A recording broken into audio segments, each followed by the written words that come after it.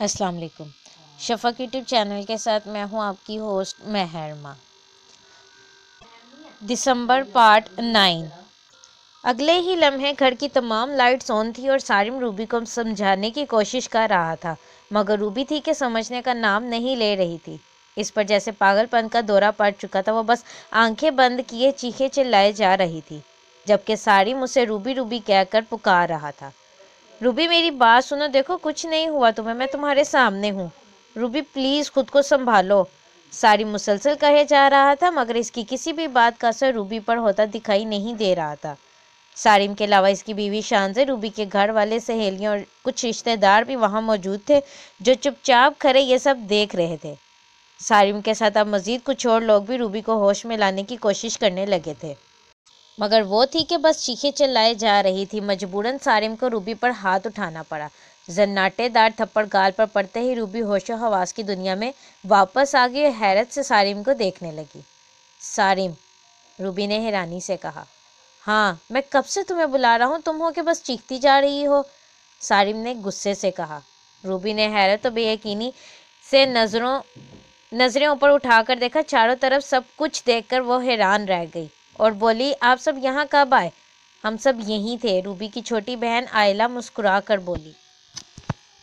یہیں تھے کیا مطلب؟ روبی الجھی۔ چھوڑو سب باتوں کو، پہلے یہ بتاؤ کیسی طبیعت، اب کیسا محسوس کر رہی اور یوں بری طرح چیخ چلا کیوں رہی تھی؟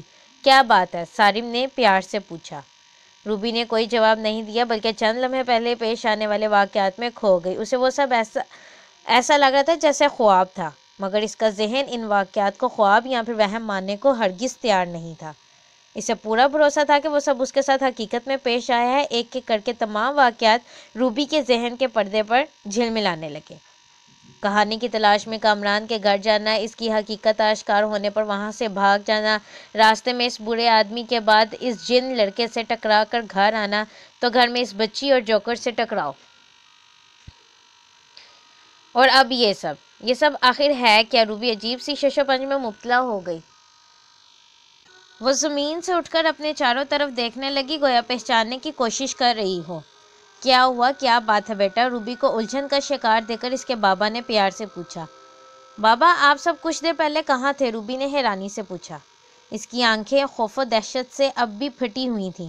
بتایا تو ہے، ہم سب تو یہیں تھے، آئلہ نے جھٹ سے جواب دیا۔ نہیں، آپ سب یہاں نہیں تھے، کچھ دیر پہلے یہاں کوئی بھی نہیں تھا، میں اکیلی ہی تھی، روبی نے اپنے ذہن پر زور دیتے ہوئے کہا۔ وہ آئلہ کی بات ماننے کو ہرگز تیار نہیں تھی۔ تمہیں غلط فہمی ہوئی ہے، ایسا کچھ نہیں ہے جیسا تم سوچ رہی ہو، ہم سب یہیں تھے، آئلہ نے ایک بار پھر سے کہا۔ اچھا، تو پھر وہ سب میرا وہم تھا، لیکن ایسا کیسے ہو سکتا ہے؟ ہو سکتا ہے وہ سب واقعی کوئی شیطانی چکر ہو جو کہ اب ختم ہو گیا ہو، روبی حیرت سے سوچتے ہوئے بولی۔ تم کس بارے میں بات کر رہی ہو روبی؟ ہمیں کچھ سمجھ نہیں آ رہی، شانزے نے الجھتے ہوئے کہا۔ خیر چھوڑیں، روبی مزید کچھ کہنے ہی والی تھی کہ مان اس کی نظریں کامران پر جا ٹھہریں۔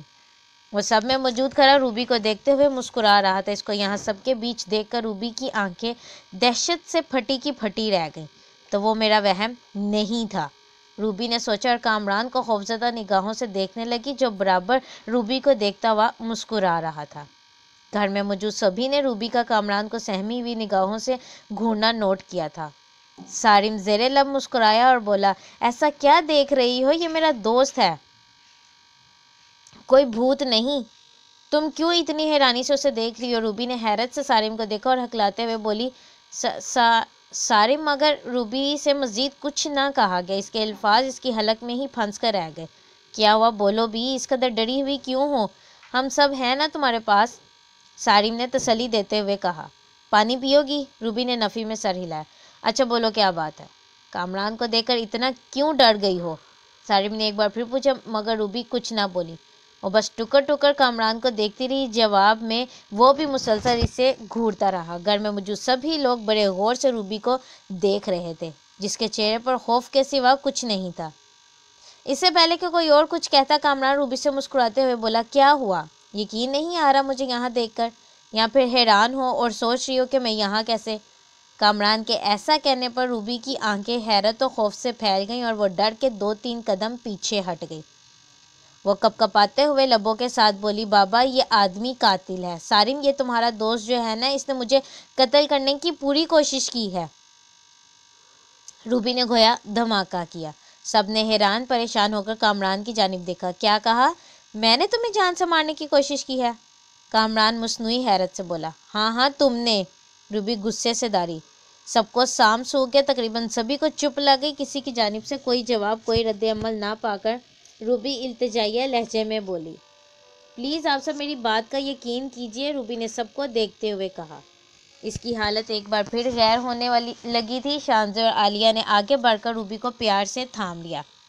پریشان مت ہو، ہمیں یقین ہے تم پر، سارم نے سنجیدگی سے کہا۔ تو پھر کچھ کرتے کیوں نہیں؟ روبی نے حیرانی سے کہا۔ کیونکہ، سارم نے اتنا کہہ کر سر جھکا لیا۔ کیوں کیا سارم؟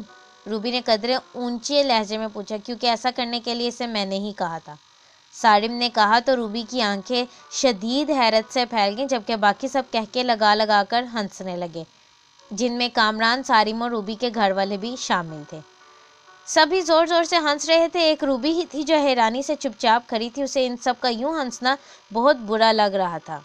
اسے لگ رہا تھا جیسے وہ سب اس کا مذاق اڑا رہے ہوں۔ مان لمحے کے 1000ویں حصے میں نہ جانے کہاں سے روبی کے ذہن میں یہ خیال بجلی کی طرح کوندا کہ کہیں یہ سب اس کا وہم تو نہیں، یا پھر یہ ایک اور شیطانی چکر ہے۔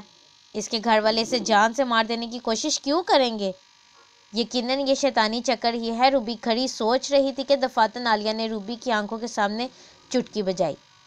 کیا ہوا؟ کہاں کھو گئی؟ دیکھو مذاق کے موڈ میں بالکل نہیں ہوں، مجھے سچ سچ بتاؤ، روبی نے غصے سے کہا۔ ہال میں گہری خاموشی چھا گئی، سبھی ہنسنا بند ہو گئے تھے۔ ہم نے تمہیں سچ ہی بتایا ہے، عائلہ نے کہا۔ کلمہ سناؤ، روبی سنجیدگی سے بولی۔ کیا؟ عائلہ نے حیرت سے کہا۔ اس کے ساتھ ہی ساتھ باقی سب بھی حیرت میں مبتلا ہو گئے۔ میں نے کہا آپ سب کلمہ سناؤ، روبی نے ہنوز غصے سے کہا۔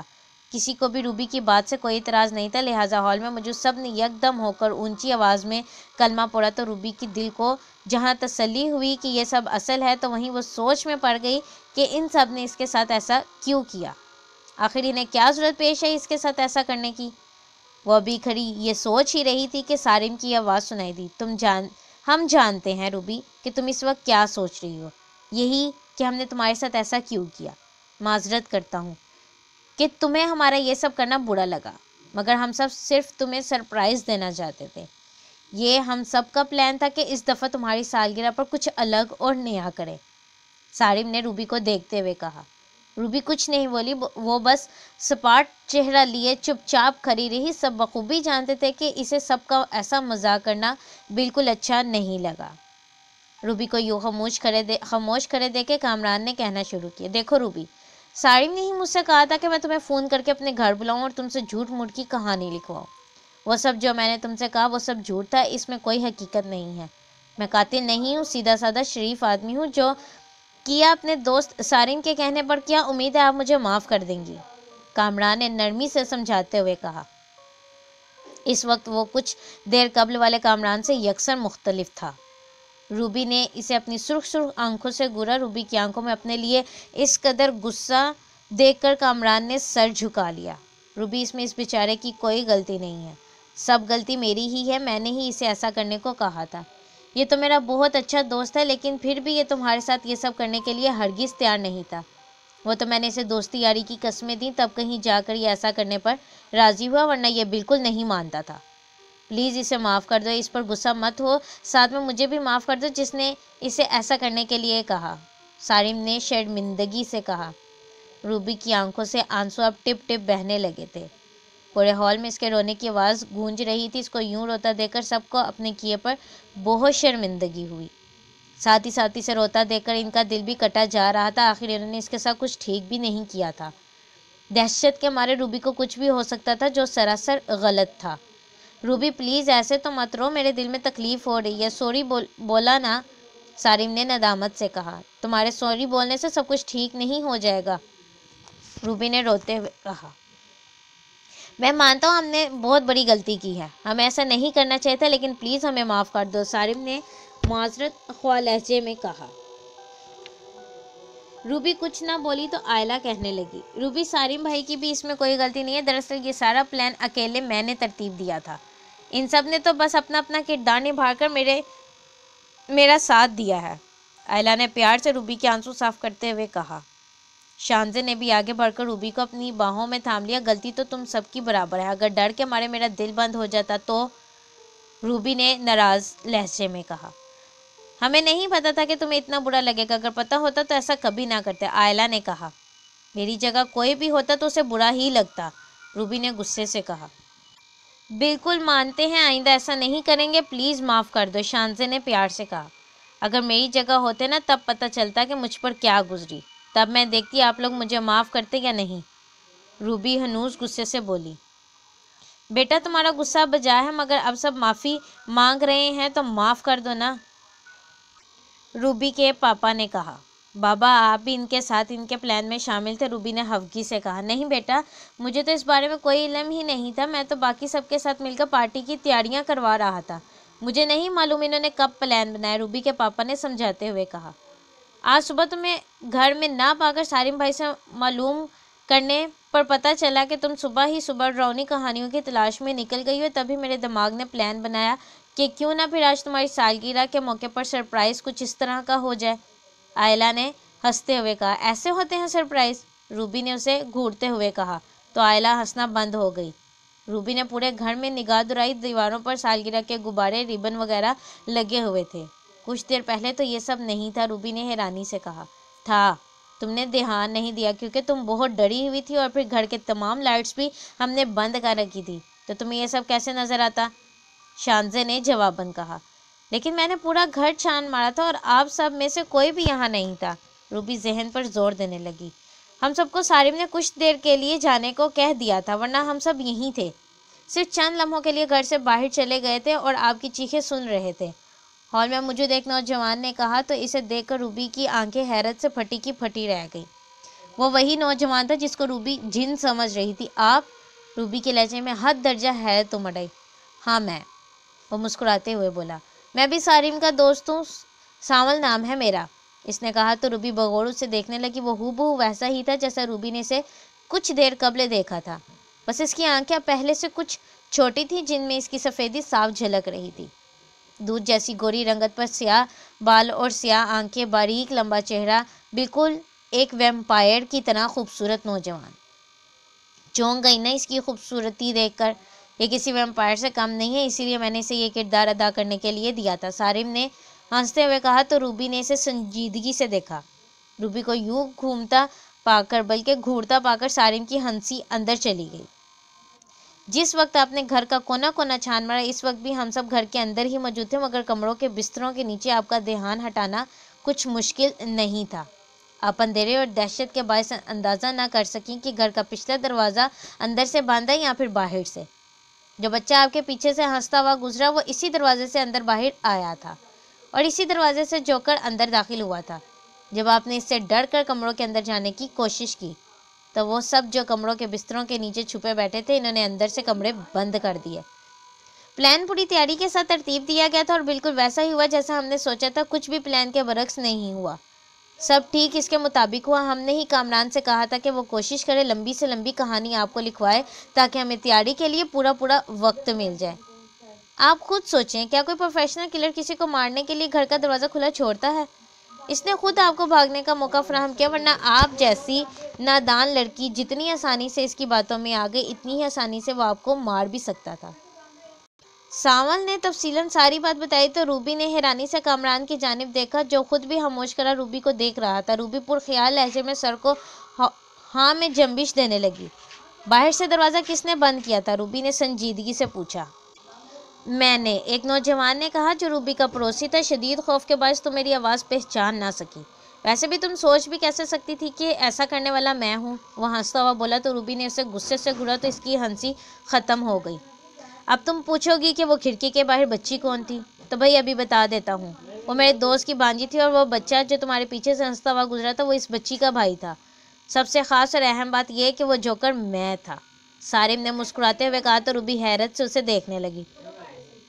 سارم نے مسکراتے ہوئے اس بات میں سر ہلا دیا، وہ رہی وہ بچی اور اس کا بھائی۔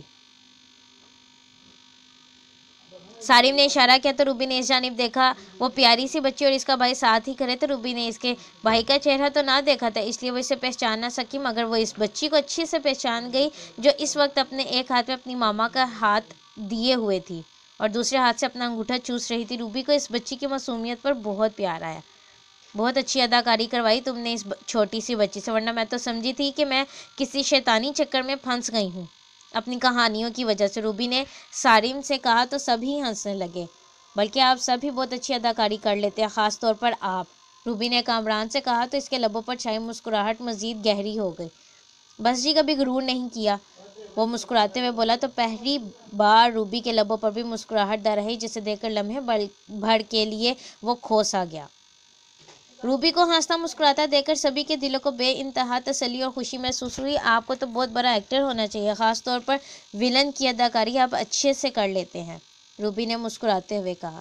اب آپ کہہ رہی ہیں تو قسمت آزمائی ضرور کریں گے، کامران نے ہنستے ہوئے کہا تو روبی بھی ہنسنے لگی۔